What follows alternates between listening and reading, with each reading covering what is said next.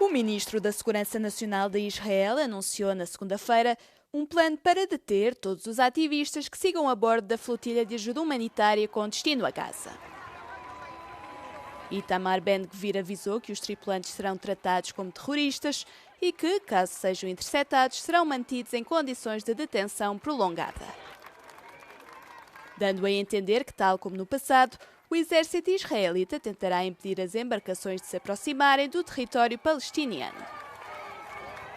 O anúncio foi feito já depois de a flotilha de ajuda humanitária ter sido obrigada a regressar à terra, poucas horas depois de ter partido de Barcelona devido a uma tempestade.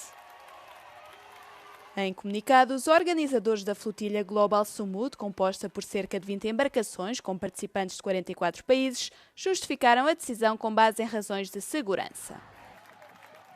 Já que, face a ventos de mais de 56 km por hora, alguns dos barcos de menores dimensões poderiam estar em risco.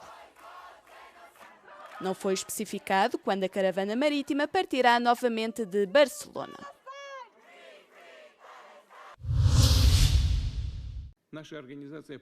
O presidente russo culpou o Ocidente e, em particular, a Europa pela guerra na Ucrânia, pelo que apelidou de provocações que teriam levado Moscou a retaliar.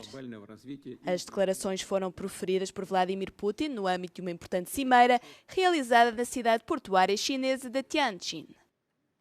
O líder russo indicou que a guerra não foi desencadeada pela invasão em larga escala da Ucrânia por Moscou, mas sim como resultado de um golpe de Estado nesse país, provocado e apoiado pelo Ocidente.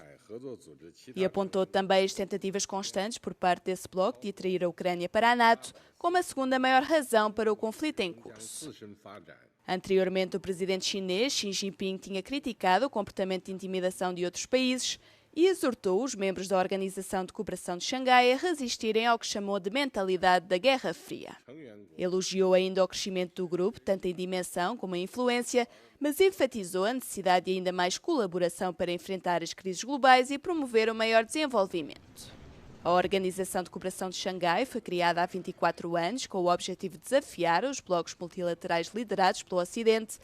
O grupo conta com 10 membros permanentes, 2 observadores e 14 parceiros de diálogo na Ásia, Europa e África e representa quase metade da população mundial e cerca de 1/4 da economia global. A presidente da Comissão Europeia e o primeiro-ministro polaco chegaram à fronteira entre a Polónia e a Bielorrússia no domingo, onde discutiram questões de segurança e defesa. Ursula von der Leyen garantiu nesse momento a Donald Tusk a total solidariedade da Europa com Varsóvia enquanto país da linha da frente. We have to keep this sense of urgency because we know that Putin has not changed and will not change. He is a predator.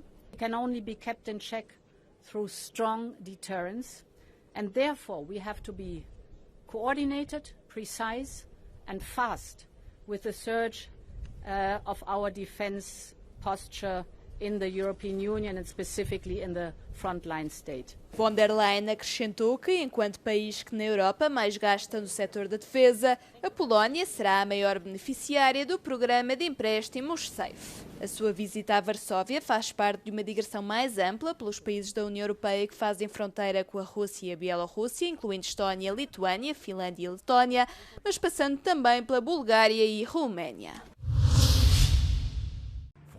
Friedrich Merz acredita que a guerra na Ucrânia ainda pode durar muito tempo e que está preparado para tal cenário.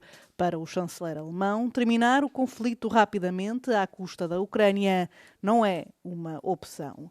Numa entrevista à emissora pública alemã ZDF, Merz disse que não perdeu a esperança num cessar-fogo, mas diz que não tem ilusões quanto ao desejo de Moscou de terminar já com o conflito. Also ich stelle mich innerlich darauf ein, dass dieser Krieg noch lange dauern kann. Wir versuchen ihn so schnell wie möglich zu beenden, aber ganz sicher nicht um den Preis der Kapitulation der Ukraine. Denn man kann den Krieg morgen am Tag beenden, indem die Ukraine kapituliert, aufgibt und das Land seine Eigenständigkeit verliert. Nur dann ist übermorgen das nächste Land dran und dann sind übermorgen wir dran. Das ist keine Option. A Alemanha é um dos principais aliados da Ucrânia, tendo oferecido apoio militar no valor de cerca de 40 mil milhões de euros ao país desde o início da invasão russa. Nos últimos meses, Berlim, juntamente com outras nações ocidentais, tem apoiado o novo impulso diplomático para pôr fim ao conflito, mas os aliados acusam a Rússia de evitar negociações sérias. O helicóptero tenta chegar às zonas afetadas por um forte sismo no leste do Afeganistão. Neste momento há o registro de pelo menos 800 mortos e 2.500 pessoas feridas. O terremoto aconteceu quase à meia-noite do domingo, hora afegã, e teve uma magnitude 6 na escala de Richter, um abalo suficientemente forte para deixar aldeias inteiras assim, completamente destruídas, com o agravante de estas casas serem bastante frágeis e a zona afetada ser de difícil acesso. Algumas pessoas não tiveram alternativa senão escavar nos escombros das casas à procura de sobreviventes. O número de feridos tem vindo a subir ao longo do dia, com constantes atualizações por parte do governo talibã à medida que prosseguiam os trabalhos de resgate.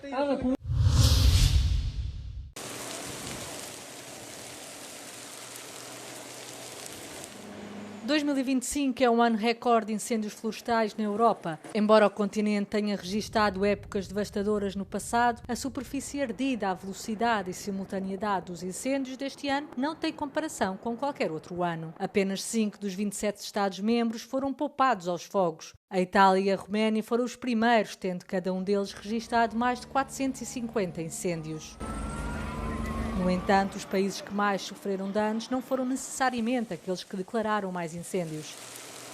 Desde dia 1 de janeiro, 3% de Portugal, 2,3% de Chipre e 0,8% de Espanha foram destruídos pelos fogos.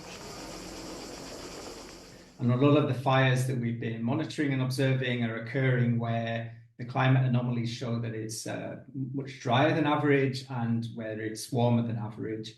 And generally, this is a common feature when we're monitoring wildfire emissions, that they occur under these conditions, and particularly where there's hot, dry winds blowing, any ignition can flare up very rapidly to large-scale and very intense wildfires. Este ano, mais de 1 milhão de hectares foram queimados na União Europeia. É mais de 4 vezes mais do que o ano passado. Foram declarados mais de 1.800 incêndios florestais que emitiram mais de 38 milhões de toneladas de CO2.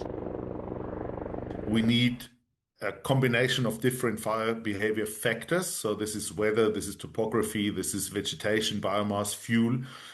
But the precondition for everything to happen is the weather. So the climate change scenarios provide the perfect envelope for all the other factors to work together for the perfect fire day or perfect firestorm. O especialista alerta, nestas condições que se tornarão cada vez mais comuns no futuro, os incêndios estão a ficar fora de controle. Our firefighting system comes to its limits, and the only thing we can do is preparing the landscape, making it more resilient, better prepared, so then the firefighters have a chance to work safely and efficient, but continuing like this and hoping that more firefighting resources will solve the problem we saw this year, this is clearly not the way forward. Ainda é muito cedo para saber quantas pessoas morrerão nos incêndios. O fumo e as doenças também podem ceifar vidas muito depois de os fogos terem sido extintos. Está em curso no norte da Roménia um esforço notável. Um punhado de voluntários está a trabalhar para salvar uma igreja gótica que data de há 6 séculos. A igreja está em avançado estado de degradação e é salva através de uma campanha de angariação de fundos por parte de um grupo, nas suas palavras, de todos os que amam o património cultural da Transilvânia. Os voluntários da Associação Petrus Italus Trust iniciaram os trabalhos de restauro, começando por tratar das telhas do telhado. Am apelat la o soluție mai interesantă, o campanie de strângere de fonduri prin care fiecare donator care donează 30 de lei pentru o șindrilă poate să-și inscripționeze numele pe șindrila donat. Os voluntários trabalham numa rotação de turnos de uma semana. Atualmente há 17, na maioria estudantes de arquitetura de todo o país. Era frumoasă pentru noi, pentru tine. Vineam aici la biserică să văceam, mai ales de Ramu, Mihail și Gavrila. Estima-se que sejam necessários cerca de 30.000 euros para concluir os trabalhos de restauro. O dinheiro deve vir maioritariamente de donativos. A pequena igreja é um exemplo de colaboração interreligiosa. Ao longo de 6 séculos foi católica, luterana e depois ortodoxa. Russian propaganda is overtaking legitimate news in the Czech Republic. A new report claims that disinformation websites in the Czech Republic publish around 120 articles a day, outpacing its main reliable news outlets. Czech media company Voxpot teamed up with an IT association called Druid to analyse 360,000 publications across 16 platforms over the past 25 years. The investigation revealed that disinformation servers in the country churn out more articles every day than the largest Czech media houses, often doing so covertly with Russian money or funding from entities close to Russia. Voxpot said that roughly 10% of the articles were direct translations of pieces from state-owned and state-controlled Russian outlets such as Sputnik and RT, or other websites linked to the Russian propaganda machine. The EU has banned these media platforms since Russia's full-scale invasion of Ukraine in February 2022. The report notes a common tactic that Russian propaganda campaigns often employ in Europe. As election time approaches, the amount of disinformation ramps up. The Czech Republic is due to hold its parliamentary elections in early October, and Voxpot says that around 4,000 misleading articles are published per month, the highest rate in history. Some of the misleading headlines include the supposed bankruptcy of Ukraine, allegations that Italian Prime Minister Giorgia Meloni was spotted taking cocaine, and accusations that Brussels will interfere in the Czech elections. Ultimately, the goal of such headlines is to try and muster distrust in Western democracy and political leaders, and to try and generate a more positive public opinion towards Russia.